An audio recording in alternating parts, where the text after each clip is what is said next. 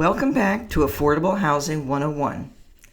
In Part 1, we learned some basics about affordable housing, what it is, who lives there, and the central financial challenge that affordable housing developers confront. In Part 2, we will delve deeper into affordable housing finance and its tale of two budgets, looking at both the operating budget and the development budget and how the two are related. Any housing development project, whether it's affordable or market rate, is a tale of two budgets where both must be financially feasible. That is, income has to be greater than expenses. The development budget often gets the most attention because it's exciting. It's all about designing the project, estimating the costs, and raising the funds to make it happen, whereas the operating budget is about sustaining the project month after month, year after year. I like to start with the operating budget because if you don't have enough income to cover the basic operating costs over the long term, there really is no point in thinking about a development budget. Your project is not financially feasible. The two budgets are related in a very important way. Do you remember from Part 1 what it is? When the operating budget of a project is financially feasible, income minus expenses results in a positive net operating income, or NOI. That NOI is the cash that is used to make mortgage payments. The mortgage loan is one of the sources of income in the development budget. To understand why affordable housing developers are asking for subsidy money for their projects, you have to understand the operating budget. In any rental housing project, the income collected has to cover the expenses of running the property. In affordable housing projects, especially those that might serve special needs populations, projects also need to find a way to pay for the services that the tenants need. If the operating budget is not feasible, there are only two ways to fix it. You must increase income or cut expenses. Increasing income can be tricky because, as you will recall from Part 1, rents are determined by the income level of the family you are trying to serve, and not by what it costs to cover the expenses of operating the project. Because project sponsors are limited in the amount of rent that they can charge, they have to consider other ways to increase income. Designing a mixed income project is one way to boost the average rent per unit. Building in a way to earn some commercial income from the property is another option. For example, having a coin-operated laundry, or leasing business or office space to some third party. Another source of operating income is from fees, possibly for reserved spaces in a parking garage, or rental of a community room. Fundraising and seeking operating grants and sponsorships is another way. However, be aware that no bank will make you a loan if you have to have a bake sale every month to pay your mortgage. The other side of the equation is to reduce operating expenses. Some local jurisdictions will grant exemptions or reductions of property taxes. Projects that invest upfront in energy-efficient appliances and systems will see reductions in their utility bills. Good property managers will do everything they can to reduce expenses while not compromising the quality of maintenance and service. Let's take a closer look at how this works out in a specific example. The table shows the monthly payment that is affordable for a 3-person family at 30%, 50%, and 60% of the area median income. Remember, that amount must cover both rent and expenses for utility payments.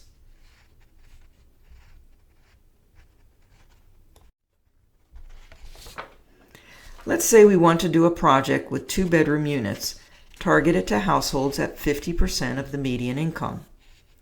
In that case, we would use the affordable rent for a 3-person family and subtract out a utility allowance. Then we have to plan for downtime, so we apply a vacancy rate of 5%. The effective gross monthly income for that two-bedroom apartment is now $1,065 a month.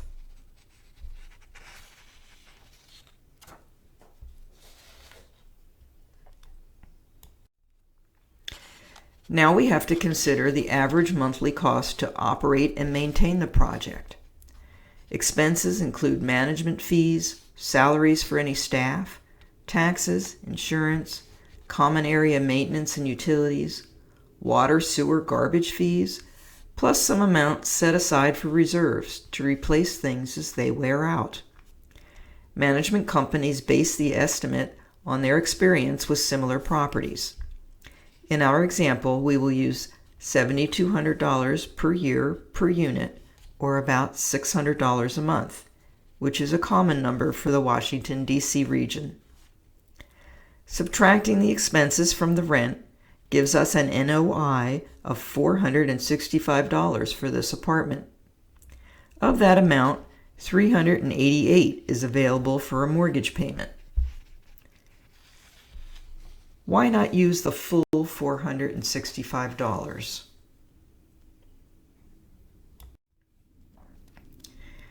The answer is because no bank will make you a loan such that you have to take every dollar available to make the payment. The lender requires that you have a cushion, and that cushion is called a debt coverage ratio, or DCR. A common DCR is 1.2. That means for every dollar of payment that you owe the bank, they want you to have $1.20 available. To find the amount of debt service possible, divide the net operating income by the debt coverage ratio. In this case, we divide the NOI of $465 by a DCR of 1.2 and find that the maximum debt service supported by the NOI on this two-bedroom apartment is $388. Now we cross over to look at the development budget.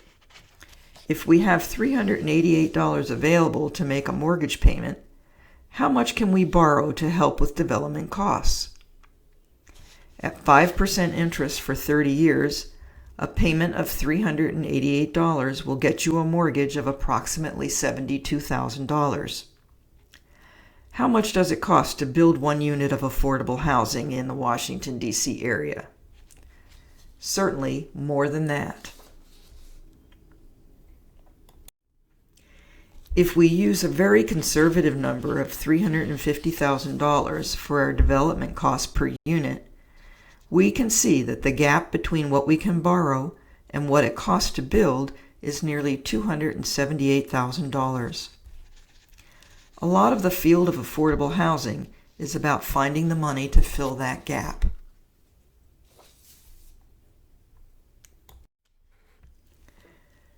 This table shows how the maximum mortgage amount varies at different income levels. For this example, I'm using a 1.2 debt coverage ratio, a 5% vacancy rate, and typical loan terms of 5% interest for 30 years. If the developer can find better terms, a lower interest rate, or a longer term, then the mortgage amount would increase. Developers have to estimate these terms far in advance of actually closing their loan, so a volatile interest rate environment is a risk to the project. Here you can see that the gap is significantly larger when we are trying to serve people at a very low income, 30% for example, rather than 60%.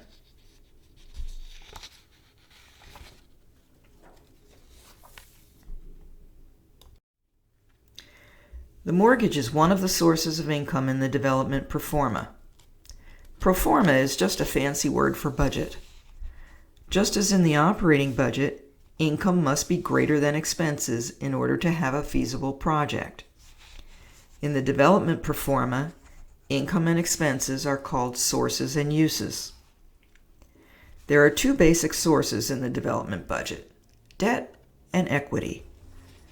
The major uses are acquisition of the property, construction, Soft costs like architecture, engineering, studies and fees, and compensation to the developer in the form of a developer fee. Similar to the operating budget, there are two ways to balance your development pro forma.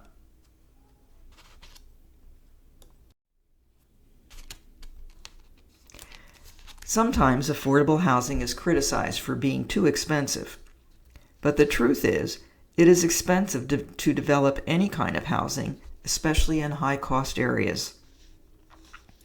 Real estate and land prices in the Washington area are very expensive.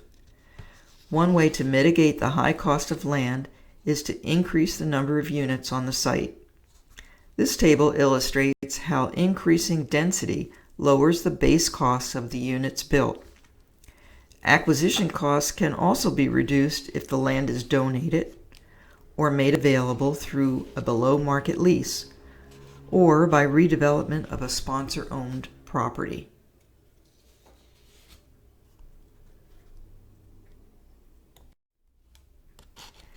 The actual cost of materials and labor for construction are often called hard costs. Hard costs include things like bricks and nails and lumber. The design of the project will determine how much it will cost to construct the building. The architect, the contractor, and the project sponsor work together to consider what materials will return the best value for the money spent. Also, some materials and labor may be donated or provided at a discount. Hard costs also include site preparation and infrastructure like grading the site, utilities, plumbing, and parking spaces. Developers might seek relief from required site improvements that increase cost, for example, undergrounding utilities, or upgrading sewer lines, or complying with parking ratios. Hard costs also include the heating and cooling systems and furnishings for the common areas. When reducing costs, it's important to understand the consequences of using cheap materials. Saving up front on the development costs may result in increased operating expenses to the project in the long run, as lower quality appliances and materials wear out and need to be replaced.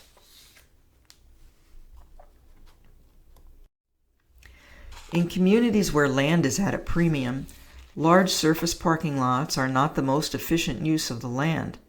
However, structured parking is very expensive, and each level in an underground garage gets more costly to develop. One parking space in level 3 of an underground garage can cost $35,000 or more. Local jurisdictions can consider the cost to develop parking when they set required parking ratios for affordable housing.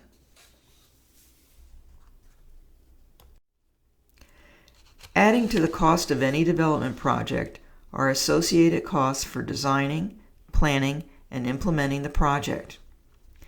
These are called soft costs because they are not as tangible as bricks and mortar, but they are real nonetheless, and a project cannot be responsibly built without them.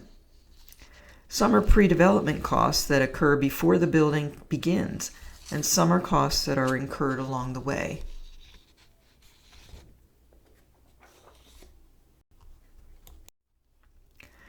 Soft costs vary with the size and complexity of the project. They will eventually be itemized in a detailed budget, but in the feasibility stage, they can be estimated as a percent of the project's hard costs, anywhere from 20 to 45% depending on complexity and size. Some plans and studies are a condition of financing. For example, appraisals, market studies, environmental assessments, and relocation plans. Some are requirements of local government, like traffic impact studies, tree replacement plans, and building permit and inspection fees.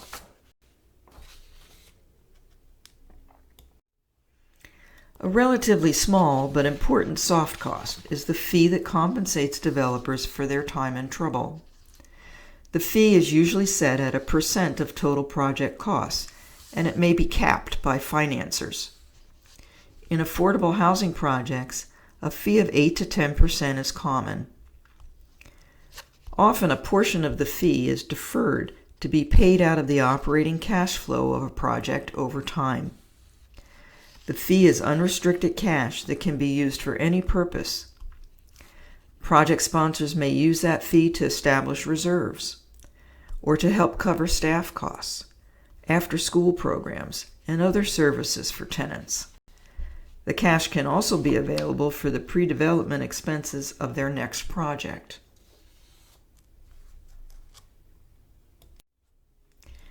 The other side of balancing the development budget is to increase sources. Remember, the two sources of funds are debt and equity. The development gap will decrease if the developer can borrow more. Targeting a higher income tenant will increase the NOI and the amount of mortgage payment the project can afford. Developers also seek out the most favorable terms that they can find, so that the same payment can support a higher principal amount. One project will often have two or more loan sources. The subsidy loan programs will take a subordinate position to the first mortgage. We'll talk more about that in Part 3.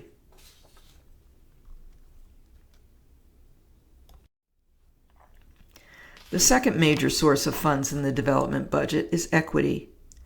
Equity comes into the project as money that does not have to be paid back. All developers are expected to bring some equity to the table from their own funds, in addition to any equity provided through grants or tax credit programs. In Part 3, we will look closer at the sources for development funding, including both debt and equity. But first, let's test your knowledge so far.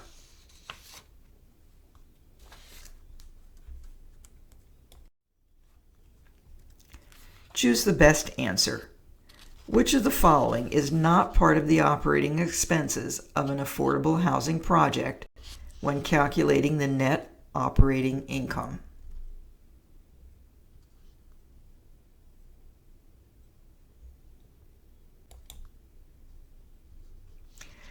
Mortgage payments are paid out of net operating income, which is the amount that remains after expenses are subtracted from project income.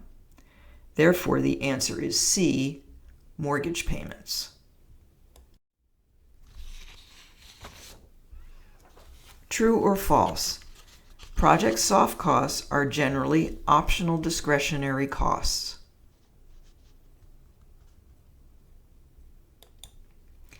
The statement is false.